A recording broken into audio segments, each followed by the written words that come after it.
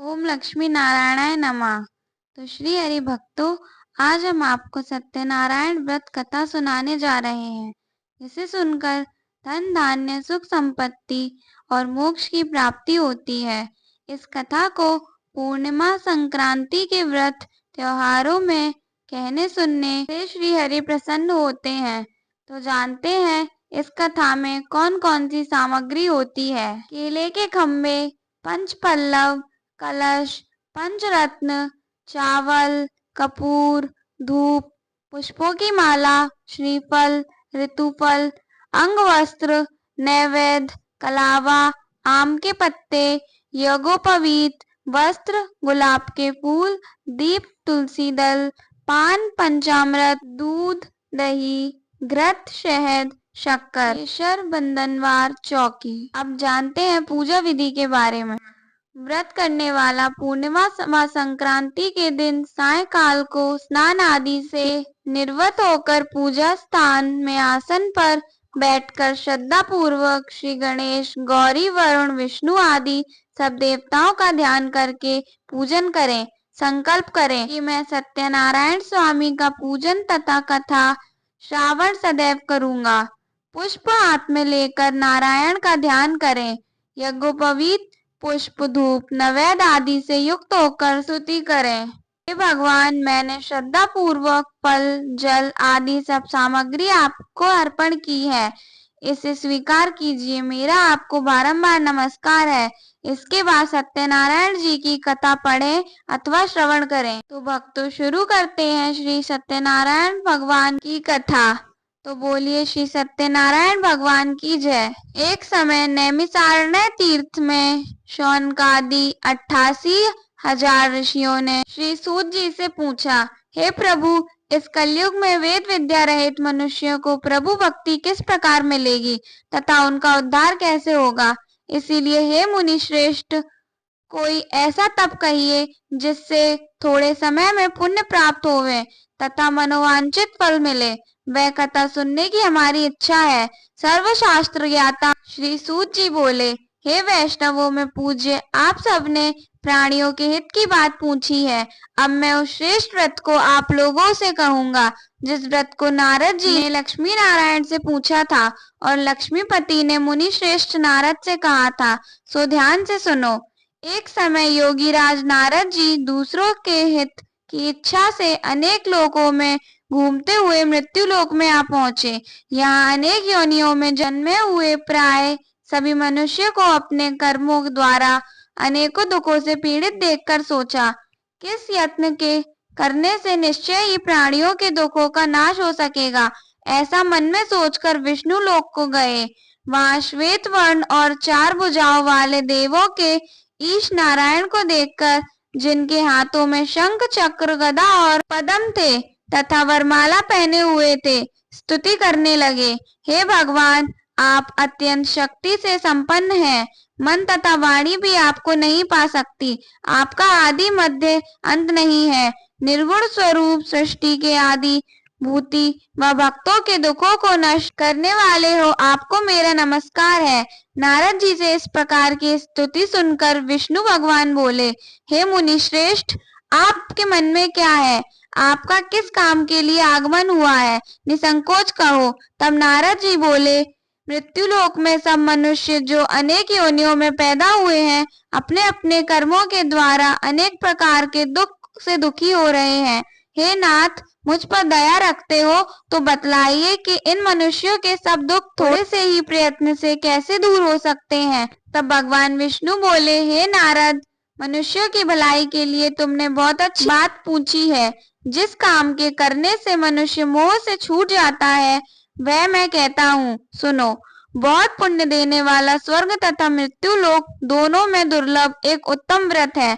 आज मैं प्रेमवश होकर तुमसे कहता हूँ, सत्यनारायण का यह व्रत अच्छी तरह विधि पूर्वक करके मनुष्य आयु पर्यंत यहाँ सुख भोग कर मरने पर मोक्ष को प्राप्त होता है। श्री भगवान के वचन सुनकर नारद मुनि बोले कि उस व्रत का फल क्या है, क्या विधान है और किसने यह व्रत किया है और किस दिन यह व्रत करना चाहिए, विस्तार में कहिए। भगवान बोले, दुख शोक आदि को दूर करने वाला, धन धान्य को बढ़ाने वाला, सौभाग्य तथा संतान को देने वाला यह व्रत सब स्थानों पर विजय करने वाला है। भक्ति और श्रद्धा के साथ किसी भी दिन मनुष्य श्री सत्यनारायण भगवान की शाम के समय ब्राह्मणों और बंधुओं के साथ धर्म पारायण होकर पूजा करें। भक्ति भाव से नैवेद्य केले का फल, घी, दूध और गेहूं का चूर्ण सवाया लेके गेहूं के अभाव से साठी का चूर्ण, शक्कर तथा गुड़ लें और सब भक्षण योग्य पदार्थ जमा करके भगवान के अर्पण कर देवें तथा बंधुओं सहित ब्राह्मणों को भोजन कराएं। पश्चात स्वयं भोजन करें। नृत्य गीत आदि का आचरण कर सत्यनारायण भगवान का स्मरण करते हुए समय व्यतीत करें। इस तरह व्रत करने पर मनुष्यों की इच्छा निश्चय पूरी होती है। विशेषकर कलिकाल में भूमि पर यही मोक्ष का सरल उपाय है। बोलिए श्री सत्यनारायण भगवान की जय। दूसरा अध्याय। श्री सूत जी बोले, हे ऋषियों, जिसने पहले समय में इस व्रत को किया है उसका इतिहास कहता हूँ, ध्यान से सुनो। सुंदर काशीपुरी नगरी में एक अत्यंत निर्धन ब्राह्मण रहता था। वह भूख और प्यास से बेचैन हुआ नित्य पृथ्वी पर घूमता था। ब्राह्मणों से प्रेम करने वाले भगवान ने ब्राह्मण को दुखी देखकर बूढ़े ब्राह्मण का रूप धर उसके पास जाकर आदर से पूछा, हे विप्र, नित्य दुखी हुआ पृथ्वी पर क्यों घूमता है? हे श्रेष्ठ ब्राह्मण, यह सब मुझसे कहो, मैं सुनना चाहता हूँ। ब्राह्मण बोला, मैं निर्धन ब्राह्मण हूँ, भिक्षा के लिए पृथ्वी पर फिरता हूँ। हे भगवान, यदि आप इसका उपाय जानते हो तो कृपा कर कहो। वृद्ध ब्राह्मण बोला कि सत्यनारायण भगवान मनवांचित फल देने वाले हैं, इसलिए हे ब्राह्मण, तू उनका पूजन कर, जिसके करने से मनुष्य सब दुखों से मुक्त होता है। ब्राह्मण को व्रत का सारा विधान बतलाकर बूढ़े ब्राह्मण का रूप धारण करने वाले श्री सत्यनारायण भगवान अंतर ध्यान हो गए। जिस व्रत को वृद्ध ब्राह्मण ने बतलाया है, मैं उसको करूंगा। यह निश्चय करने पर उसे रात में नींद भी नहीं आई। वह सवेरे उठ श्री सत्यनारायण के व्रत का निश्चय कर भिक्षा के लिए चला। उस दिन उसको भिक्षा में बहुत धन मिला, जिससे बंधु बांधवों के साथ उसने सत्यनारायण का व्रत किया। इसके करने से वह ब्राह्मण सब दुखों से छूटकर अनेक प्रकार की संपत्तियों से युक्त हुआ। उस समय से वह ब्राह्मण हर मास व्रत करने लगा। इस तरह सत्यनारायण भगवान के व्रत को जो करेगा वह सब पापों से छूटकर मोक्ष को प्राप्त होगा। आगे जो पृथ्वी पर सत्यनारायण का व्रत करेगा वह मनुष्य सब दुखों से छूट जाएगा। इस तरह नारद जी ने नारायण का कहा हुआ यह व्रत मैं तुमसे कहा। हे विप्रो, मैंने अब और क्या कहूँ? ऋषि बोले, हे मुनीश्वर, संसार में इस ब्राह्मण से सुनकर किस किसने इस व्रत को किया, हम सब यह सुनना चाहते हैं। इसके लिए हमारे मन में श्रद्धा है। सूत जी बोले, हे मुनियों, जिस जिसने इस व्रत को किया है वह सब सुनो। एक समय एक ब्राह्मण धन और ऐश्वर्य के अनुसार बंधु बांधवों के साथ व्रत करने को तैयार हुआ। उसी समय एक लकड़ी बेचने वाला बूढ़ा आदमी आया और बाहर लकड़ियों को रखकर ब्राह्मण के मकान में गया। प्यास से दुखी हो लकड़हारा उनको व्रत करते हुए देखकर ब्राह्मणों को नमस्कार कर कहने लगा कि आप यह क्या कर रहे हैं और इसके करने से क्या फल मिलता है, कृपा करके मुझसे कहो। ब्राह्मण ने कहा, सब मनोकामनाओं को पूरा करने वाला यह श्री सत्यनारायण भगवान का व्रत है। इसकी ही कृपा से मेरे यहाँ धन्य धान्य आदि की वृद्धि हुई है।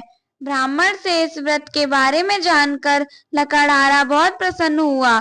चरणामृत ले प्रसाद खाने के बाद अपने घर को गया। लकड़हारे ने अपने मन में इस प्रकार का संकल्प किया कि आज ग्राम में लकड़ी बेचने से जो धन मिलेगा उसी से सत्यनारायण देव का उत्तम व्रत करूंगा। यह मन में विचार कर वह बूढ़ा आदमी लकड़ियां अपने सिर पर रखकर जिस नगर में धनवान लोग रहते थे वह ऐसे सुंदर नगर में गया। उस रोज वहां उसे उन लकड़ियों का दाम पहले दिनों से चौगुना मिला। तब वह बूढ़ा लकड़हारा दाम ले और अति प्रसन्न हो पक्के केले की फली, शक्कर, घी, दूध, दही और गेहूं का चूर्ण इत्यादि श्री सत्यनारायण भगवान के व्रत की कुल सामग्रियों को लेकर अपने घर गया। फिर उसने अपने भाइयों को बुलाकर विधि के साथ भगवान जी का पूजन और व्रत किया। उस व्रत के प्रभाव से वह बूढ़ा लकड़हारा धन पुत्र आदि से युक्त हुआ और संसार में समस्त सुख भोगकर वैकुंठ को चला गया। बोलिए श्री सत्यनारायण भगवान की जय। तीसरा अध्याय। सूत जी बोले, हे श्रेष्ठ मुनियों, अब आगे की कथा कहता हूँ, सुनो। पहले समय में उल्कामुख नाम का एक बुद्धिमान राजा था। वह सत्यवक्ता और जितेंद्रिय था। प्रतिदिन देव स्नानों पर जाता तथा गरीबों को धन देकर उनके कष्ट दूर करता था। उसकी पत्नी कमल के समान मुख वाली और सती साध्वी थी। भद्रशिला नदी के तट पर उन दोनों ने श्री सत्यनारायण का व्रत किया। उस समय में वहां एक साधु वैश्य आया। उसके पास व्यापार के लिए बहुत सा धन था।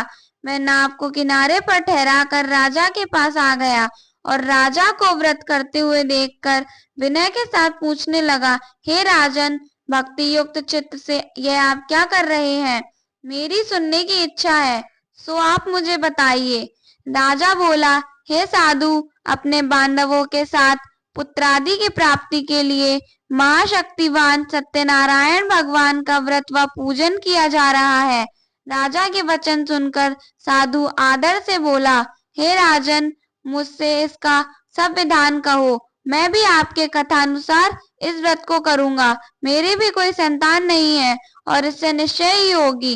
राजा से सब विधान सुन व्यापार से निर्वत हो वह आनंद के साथ घर गया। साधु ने अपनी स्त्री से संतान देने वाले उस व्रत का समाचार सुनाया और कहा कि जब मेरे संतान होगी तब मैं इस व्रत को करूंगा। साधु ने ऐसे वचन अपनी स्त्री लीलावती से कहे। एक दिन उसकी स्त्री लीलावती पति के साथ आनंदित हो सांसारिक धर्म में प्रवृत्त होकर सत्यनारायण भगवान की कृपा से गर्भवती हो गई तथा 10वें महीने में उसके एक सुंदर कन्या का जन्म हुआ। दिनों दिन वह इस तरह बढ़ने लगी जैसे शुक्ल पक्ष का चंद्रमा बढ़ता है। कन्या का नाम कलावती रखा गया। तब लीलावती ने मीठे शब्दों में अपने पति से कहा कि जो आपने संकल्प किया था कि भगवान का व्रत करूंगा, अब आप उसे करिए। साधु बोला, हे प्रिय, इसके विवाह पर करूंगा। इस प्रकार अपनी पत्नी को आश्वासन दे वह नगर को गया। कलावती पितृगृह में वृद्धि को प्राप्त हो गई। साधु ने जब नगर में सखियों के साथ अपनी पुत्री को देखा तो तुरंत दूत बुलाकर कहा कि पुत्री के वास्ते कोई सुयोग्य वर देख कर लाओ। साधु की आज्ञा पाकर दूत कंचन नगर पहुंचा और वहां पर बड़ी खोज और देखभाल कर लड़की के लिए सुयोग्य वाणिक पुत्र को ले आया। उस सुयोग्य लड़के को देखकर साधु ने अपनी बंधु बांधवों सहित प्रसन्नचित्त अपनी पुत्री का विवाह उसके साथ कर दिया। किंतु दुर्भाग्य से विवाह के समय भी उस व्रत को करना भूल गया। तब श्री भगवान क्रोधित हो गए और श्राप दिया कि तुम्हें दारुण दुख प्राप्त होगा। अपने कार्य में कुशल साधु बनिया जमाता सहित समुद्र स्थित रत्नपुर नगर में गया और वहां दोनों ससुर जमाई चंद्रकेतु राजा के उस नगर में व्यापार करने लगे। एक रोज भगवान सत्यनारायण की माया से प्रेरित कोई चोर राजा का धन चुराकर भागा जा रहा था, किंतु राजा के दूतों को आता देखकर चोर ने घबराकर भागते हुए राजा के धन को वहीं चुपचाप रख दिया जहां वो ससुर जमाई ठहरे हुए थे। जब दूतों ने उस साधु वैश्य के पास राजा के धन को रखा देखा तो वे दोनों को बांध कर ले गए और प्रसन्नता से दौड़ते हुए राजा के समीप जाकर बोले, यह दो चोर हम पकड़ कर लाए हैं, देखकर आज्ञा दे। तब राजा की आज्ञा से उनको कठोर कारावास में डाल दिया और उनका सब धन छीन लिया। श्री सत्यनारायण भगवान के श्राप द्वारा उनकी पत्नी भी घर पर बहुत दुखी हुई और घर पर जो धन रखा था चोर चुरा कर ले गए। शारीरिक व मानसिक पीड़ा तथा भूख प्यास से अति दुखी हो अन्न की चिंता में कलावती एक ब्राह्मण के घर गई। वहां उसने सत्यनारायण भगवान का व्रत होते देखा। फिर कथा सुनी तथा प्रसाद ग्रहण कर रात को घर आई। माता ने कलावती से कहा, हे पुत्री, अब तक कहाँ रही? वह तेरे मन में क्या है? कलावती बोली, हे माता, मैंने एक ब्राह्मण के घर श्री सत्यनारायण भगवान का व्रत देखा है। कन्या के वचन सुनकर लीलावती भगवान के पूजन की तैयारी करने लगी। लीलावती ने परिवार और बंधुओं सहित श्री सत्यनारायण भगवान का पूजन किया और यह वर मांगा कि मेरे पति और दामाद शीघ्र आ जाएं। साथ ही प्रार्थना की कि हम सबका अपराध क्षमा करो। श्री सत्यनारायण भगवान इस व्रत से संतुष्ट हो गए और राजा चंद्रकेतु को स्वप्न में दर्शन देकर कहा, हे राजन, दोनों वैश्यों को प्रातः ही छोड़ दो और सब धन जो तुमने ग्रहण किया है दे दो, नहीं तो मैं तेरा धन, राज्य, पुत्रादि सब नष्ट कर दूंगा। राजा से ऐसे वचन कहकर भगवान अंतर्ध्यान हो गए। प्रातः काल राजा चंद्रकेतु ने सभा में अपना स्वप्न सुनाया। फिर दोनों वाणिक पुत्रों को कैद से मुक्त कर सभा में बुलाया। दोनों ने आते ही राजा को नमस्कार किया। राजा मीठे वचनों से बोला, हे महानुभावों, भावी वर्ष ऐसा कठिन दुख प्राप्त हुआ है, अब तुम्हें कोई भय नहीं। ऐसा कहकर राजा ने उनकी नए नए वस्त्राभूषण पहनाए तथा उनका जितना धन लिया था उससे दुगना देकर आदर सहित विदा किया। दोनों वैश्य अपने घर को चले गए। बोलिए सत्यनारायण भगवान की जय। चौथा अध्याय।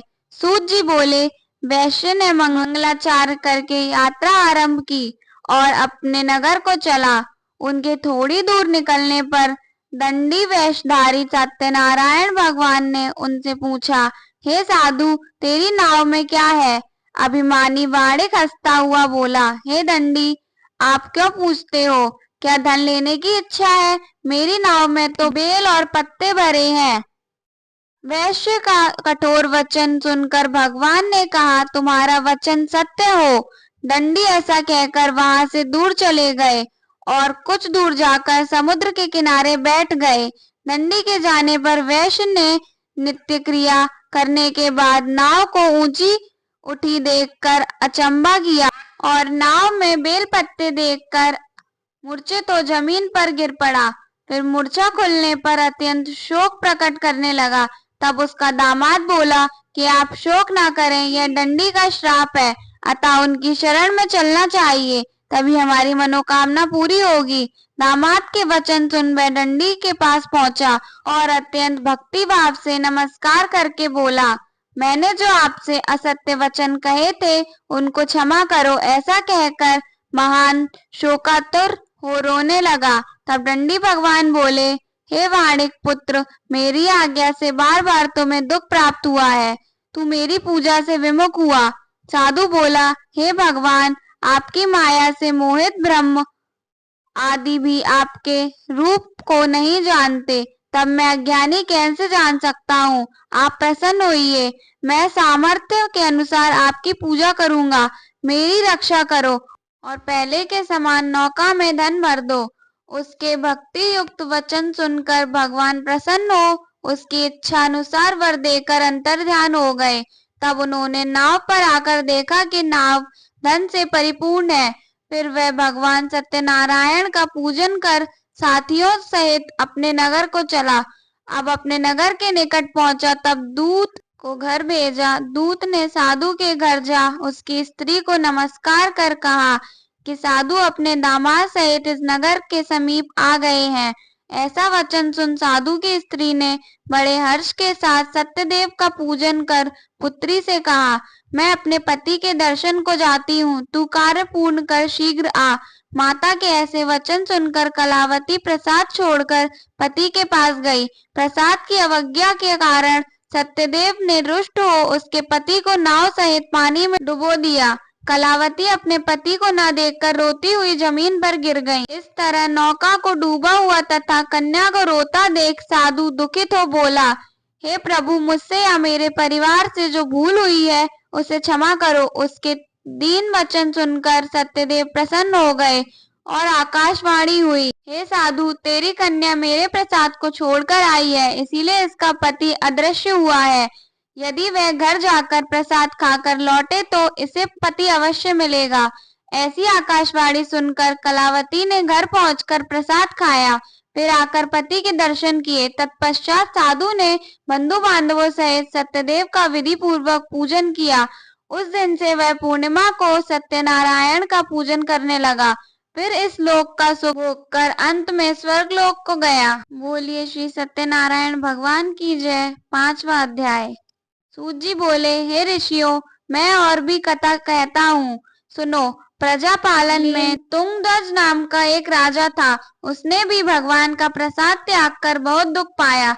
एक समय वन में जाकर वन्य पशुओं को मारकर बड़ के पेड़ के नीचे आया। वहां उसने ग्वालों को भक्ति भाव से बांधवों सहित सत्यनारायण जी का पूजन करते देखा।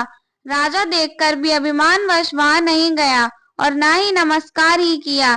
जब ग्वालों ने भगवान का प्रसाद उसके सामने रखा तो वह प्रसाद को त्याग कर अपनी सुंदर नगरी को चला। वहीं उसने अपना सब कुछ नष्ट पाया तो वह जान गया कि यह सब भगवान ने किया है। तब वह विश्वास कर ग्वालों के समीप गया और विधि पूर्वक पूजन कर प्रसाद खाया तो सत्यदेव भगवान की कृपा से पहले जैसा था वैसा ही हो गया। फिर दीर्घ काल तक सुख भोग कर मरने पर स्वर्गलोक को गया। जो मनुष्य इस परम दुर्लभ व्रत को करेगा, भगवान की कृपा से उसे धन धान्य की प्राप्ति होगी। निर्धन धनी और बंदी बंधन से मुक्त होकर निर्भय हो जाता है। संतानहीनों को संतान प्राप्ति होती है तथा सब मनोरथ पूर्ण होकर अंत में वैकुंठ धाम को जाता है। जिन्होंने पहले इस व्रत को किया, अब उनके दूसरे जन्म की कथा कहता हूँ।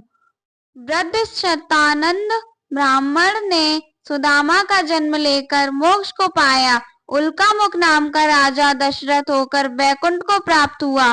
साधु नाम के वैश्य ने मोरध्वज बनकर अपने पुत्र को आरे से चीरकर मोक्ष को प्राप्त किया। महाराज तुंगध्वज ने स्वयं भू होकर भगवान में भक्ति युक्त कर्म कर मोक्ष प्राप्त किया। श्री सत्यनारायण भगवान की कथा को जो पढ़ता है या सुनता है वह मोक्ष को प्राप्त होता है। हर पूर्णिमा को इस व्रत की कथा सुननी चाहिए, जिससे पूर्णिमा का पूरा फल प्राप्त होता है। आप सबको कथा सुनने के लिए धन्यवाद। बोलिए सत्यनारायण भगवान की जय।